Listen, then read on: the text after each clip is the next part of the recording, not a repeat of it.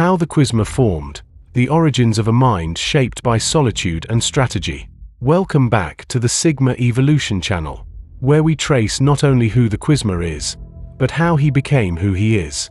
To understand the Quizma, you must start with what he was, a young adolescent standing outside conventional identity scripts, a thinker drawn inward long before the world asked him to step forward. From childhood, certain traits began to surface early, not because they were taught, but because they emerged naturally. He noticed patterns others dismissed. He preferred thought over chatter, solitude over noise. This wasn't social anxiety. This was early calibration of a self-contained mind, one that measures the world without immediately reacting to it, a trait rooted in core Sigma tendencies such as independence, introspection, and nonconformity.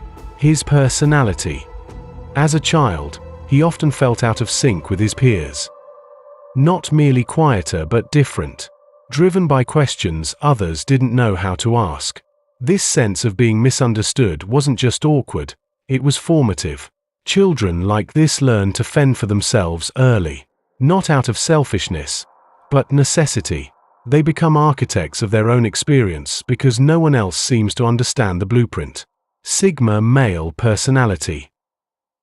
School, with its rigid structures and hierarchies, clashed with his internal world.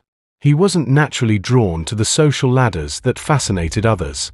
He questioned norms silently, honing his own internal compass. Where games of popularity unfolded, he studied social dynamics as a spectator, quietly noting incentives, contradictions, and the gap between who people say they are and who they act like. Personality types. Some might call this teenage rebellion, a developmental phase where young minds test boundaries and seek identity independent of authority. But for him, it wasn't rebellion for rebellion's sake. It was early individuation, the crystallization of an internal framework that would later define the Quizma's clarity and nuanced perception. Adolescence also sharpened his psychological resilience. The same instinct that made him introspective made him resistant to external validation. Unlike many who derive self-worth from feedback and affirmation, he found value in internal coherence, aligning actions with internal principles rather than external applause. This self-directed validation laid the groundwork for his later ability to make decisions immune to social whiplash. His early sense of autonomy yielded adaptability rather than detachment.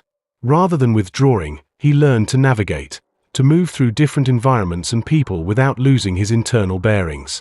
Solitude became a tool, not a refuge, sharpening his mind's capacity to process information deeply without being sidetracked by superficial social cues. By late adolescence, these foundational traits had coalesced into something distinct. He wasn't merely a Sigma male with traits like independence and self-sufficiency. He was evolving into something more complex, a thinker who strategized context, who could step into or step away from social dynamics with equal fluency, who treated psychology not as a hurdle but as terrain to be mapped. This is where the Sigma origin arc ends and the true Quizma transformation begins, where internal autonomy graduates into strategic engagement, where solitude matures into cognitive adaptability, and where independence becomes influence without overt dominance. That journey continues. In the next episode, we will explore how the Quizma transforms these early psychological traits into social mastery, how he learns not just to observe people, but to navigate, influence, and integrate complex social ecosystems with precision, purpose, and efficiency.